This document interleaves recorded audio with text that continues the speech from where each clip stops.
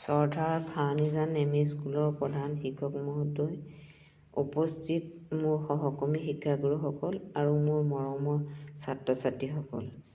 আজি ৭৭তম গণৰাজ্য দিৱস। তাৰ উপলক্ষে মই দুআষাৰ ক'বলৈ ওলাইছোঁ। যিকোনো এটা অনুষ্ঠান ভালদৰে পৰিচালনা কৰিবলৈ কিছুমান নীতি-নিয়ম কৰি লোৱা হয়। সেইদৰে ৰাষ্ট্ৰ এখনৰ সুপৰিচালনা কৰিবলৈ আৰু তাৰ নাগৰিকৰ ৰক্ষণাবেক্ষণ আদিৰ কাৰণেও কিছুমান নীতি-নিয়মৰ আৱশ্যক। ৰাষ্ট্ৰ পৰিচালনাৰ এই নীতি-নিয়মবিলাকেই সামগ্ৰিকভাৱে সংবিধান বুলি কোৱা হয়। গতিকে সংবিধান হ'ল কিছুমান আইন আৰু নিয়মৰ সমষ্টি, যাৰ নিৰ্দেশমতে ৰাষ্ট্ৰ এখন পৰিচালিত হয়। সেইকাৰণে ইয়াক ৰাষ্ট্ৰৰ সৰ্বোত্তম আইন বুলিও কোৱা হয়। সংবিধানখনক দুটা ভাগত ভাগ কৰা হৈছে। প্ৰথম হৈছে লিখিত আৰু অলিখিত, দ্বিতীয় হৈছে নমনীয় আৰু অনমনীয়। আমাৰ দেশৰো এখন সংবিধান আছে। এই সংবিধানখনৰ ৰচনা প্ৰণালী, ইয়াৰ বিশেষত্ব, নাগৰিকৰ মৌলিক অধিকাৰ, দায়িত্ব আৰু কৰ্তব্য ইত্যাদি সম্পৰ্কেও ইয়াত উল্লেখ কৰা হৈছে। আমাৰ সংবিধানখন হঠাতে হোৱা নাছিল। বিশিষ্ট ব্যক্তিকেইজনমানৰ নিৰবিচ্ছিন্ন প্ৰচেষ্টা আৰু ত্যাগৰ বিনিময়তহে এই সংবিধানখন লিখি উলিওৱা হৈছিল।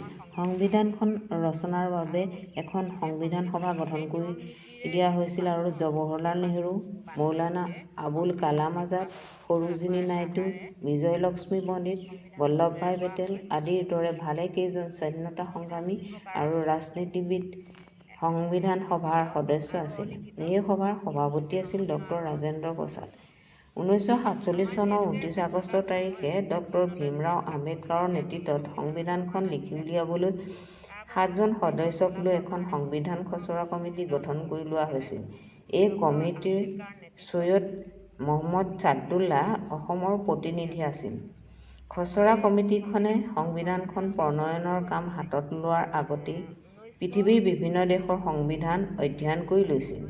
বিভিন্ন আলোচনা আৰু পৰামৰ্শৰ অন্তত আমাৰ দেশৰ সামাজিক সংস্কৃতিৰ পটভূমিত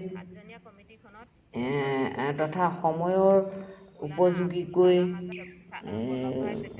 সময়ৰ লগত খাপ খোৱাকৈ সংবিধানখন প্ৰণয়ন কৰি উলিওৱা হৈছিল। 1949 চনৰ 26 নৱেম্বৰত সংবিধানখনৰ চূড়ান্ত ৰূপ দিয়া হয় আৰু তাৰ সংবিধান কমিটিৰ সভাপতি হিচাপে ড ৰাজেন্দ্ৰ প্ৰসাদ দেৱে চহী কৰে। 1950 চনৰ জানুৱাৰী মাহৰ 26 তাৰিখে ভাৰতবৰ্ষক সাৰ্বভৌম গণতান্ত্ৰিক ৰাষ্ট্ৰ হিচাপে ঘোষণা কৰে আৰু সেই দিনাৰ পৰাই সংবিধানখন সম্পূৰ্ণভাৱে কাৰ্যকৰী হয় আৰু সেই তাৰিখৰ পৰা আজিলৈকে ভাৰতবৰ্ষই প্ৰতি বছৰে আজিৰ দিনটোতেই গণৰাজ্য দিৱস হিচাপে পালন কৰি আহিছে। আমি সেইসকল ব্যক্তিক শ্ৰদ্ধাৰে সুঁৱৰিছোঁ আজি, যিসকল ব্যক্তিয়ে আমাৰ সংবিধানখন অত কষ্ট কৰি লিখি উলিয়াই আমাক ৰাষ্ট্ৰৰ কাৰণে উৎসৰ্গা কৰিছে, আমাক সেই খচৰা প্ৰস্তুত কৰি পেলাই আমাক দিছে। গতিকে আমি তেওঁলোকৰ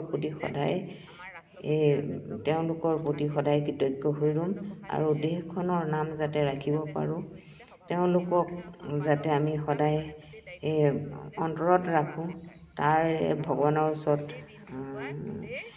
আমি সংকল্পবদ্ধ হৈছোঁ আজি এই পতাকাৰ তলতেই, আৰু তেওঁলোকক আমি নমন কৰিছোঁ। জয় হিন্দ। সেইকাৰণে আমাৰ গণতন্ত্ৰ দিৱসটো সেই চনৰ পৰা আজিলৈকে আমি পাতি আছোঁ। আজি হৈছে ৭৭তম আমাৰ গণতন্ত্ৰ দিৱস। ইয়াকে কৈ মোৰ বক্তব্য সামৰণি মাৰিলোঁ। ধন্যবাদ।